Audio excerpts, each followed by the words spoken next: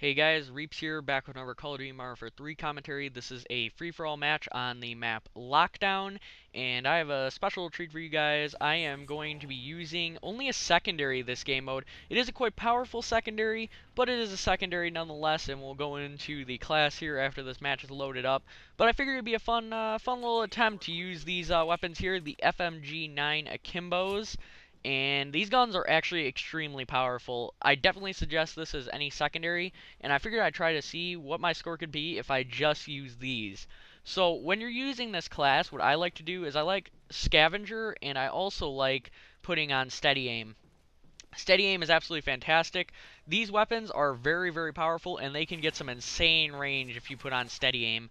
Also, you'll notice that the majority of my deaths are actually right here in the beginning, and that's a bit annoying, but they are definitely not spaced out. I go on quite a kill streak later on, and look at this guy.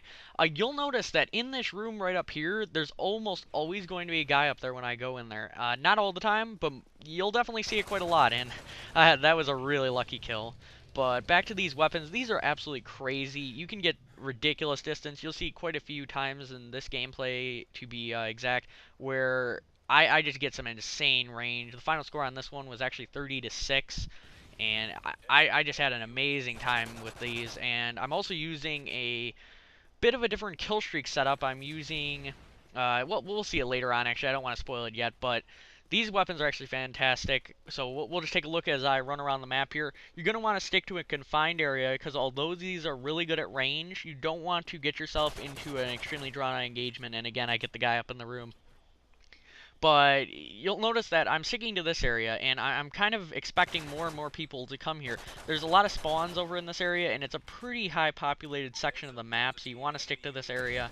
You'll find that it's a very effective place to maneuver around. Try to go up to this window to get this guy, but, oh, also, theater mode's a little bit glitchy. Don't know if you guys know that or not, but there's a little bit of lag there in just that one spot, but it quickly resolves itself.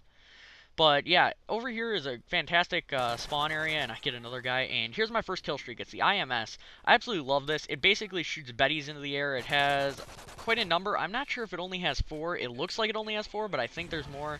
And look at that. This Predator was really lucky. He didn't even use the boost on this. This was quite frustrating. You'll see that I watched all of it because I really was annoyed that he picked me out of the other people that he glanced over.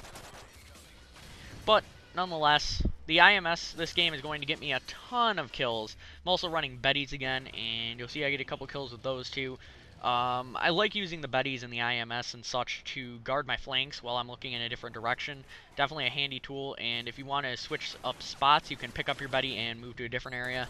Sniper goes down, and a Betty gets me, so that was quite annoying, but nonetheless, again, like I said, most of my deaths are in the beginning here, and then I go on a good streak near the end. That staircase right there is a great area to set up your bouncing Betty or Claymore if you wish, because you'll find a lot of guys running up in that area. Up in this room, this is the main area that you're going to see me the rest of the game. I'm just going to stick to this area. I'm going to kill a bunch of people here, and I'm going to get some insane range on some of these kills. I believe he's stolen. Yeah, and I don't even see who killed him there, but I did see the bullets. Another thing that you really want to keep in mind is that you never want to get into a long-range engagement in most cases. Although these can get range, you don't really want to risk it, because these things can be a little bit off at range at random times. I definitely suggest you use kick when using this, because it will reduce the recoil. And recoil is a bit on this with akimbo, but it's very manageable. Definitely very manageable, I found. And here I'm going to get a guy that's laying prone. You'll notice that I am going to run up close to him, but you'll see that I get some very long range as well. And like I said, these guns are extremely powerful. And also with Scavenger, you'll be able to just keep refilling. The only real drawback of these is they don't have a ton of ammo. They do have a pretty nice clip size, but their ammo starting off is limited, so you want to have Scavenger on to complete this game with a full game of this. So that's another good tip. I actually have been trying out shotguns recently, and I've definitely been enjoying them. They're a really fantastic weapon, in my opinion. They are sometimes very annoying to use, but it's all part of the game. I mean, shotguns they sometimes are really, really bad to play with, but other times you get really good games with it, and I pushed the range way too much there. That's some range that I have gotten before, but it's definitely nothing you should really aim for in a straight-up engagement like that, and he had a Type 95. Not a good fight on my side, but there's some range for you. You're going to take that guy off the balcony, and in that case, I needed to get back up to the spot, so that's why I did that. And again, Betty, I'm going to shoot it down, and I'm not exactly sure what that blast shield icon was from, because I don't see anyone around here, so I'm not sure who got hurt that showed the blast shield symbol. Might just be a symbol that shows up when you blow up a car or something. I really couldn't tell you, but maybe cars have blast shield for all I know. I don't know. But, again, great weapon. You'll see that I'm getting kills here in just 2 or 3 bullets max, so definitely a fantastic weapon. And I'm not going to push this range again. He had the Type 95 way out over there again. I'm not going to push it. I'm just going to kind of try to snipe a little bit, but once I see him start to fire, I'm just going to move. You definitely don't want to push it too far, but now I know exactly where he is, and I'm going to run for him. Going to outflank here, and really, there's been a lot of corner campers on here recently, which is a bit annoying, but at the same time, look at how quickly you can just take them out. I mean, if you know their position, they're really simple to just jump down on and just own, so really it's no big deal to me anymore. In MW2 or Black Ops, it might have been a big deal, but in this game, guns killing as fast as they do, I really don't see the huge problem with it.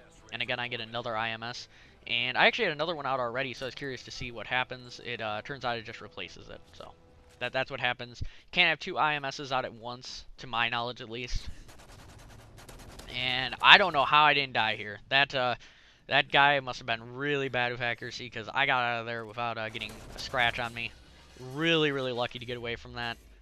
But the final score, like I said on this game, is 30-6, so pretty good. Most of my deaths were in the beginning when I wasn't in a good spot to begin with. And look at that. Man, that was insanely close, and I'm going to get to the attack helicopter. And my final kill streak is the Reaper. Reaper's a fantastic one, but I am not very good with it. You'll definitely notice that I can't aim with a Reaper to save my life. This is also my first time ever using the Reaper. So I guess that's, you know, that makes it better how much I failed, but it eases the pain. But that was actually radar whoring right there. I looked at the radar, saw him there, and jumped right out the window. Fortunately, Sniper gets me, and I'm going to get the Reaper here, though. So let's see how much of a fail I can be with the Reaper. I do know that you can aim in, and rooftop. Really, really fail tactics here with the Reaper. I do get that guy, so I was pretty happy about that. What you generally want to do is aim behind them in most cases, because it otherwise will most likely hit the building. It never really works out too well aiming in front, because you'll most likely hit a building. And also, what will happen is your missile will aim for the red spot on the mini-map, as you can see. So, another rooftop, and I believe this is my final one. Maybe, yes. So I was pretty satisfied with this. There's a guy in the window, and bam, right in the window. That guy was probably raging after that one, but all fair game, I guess.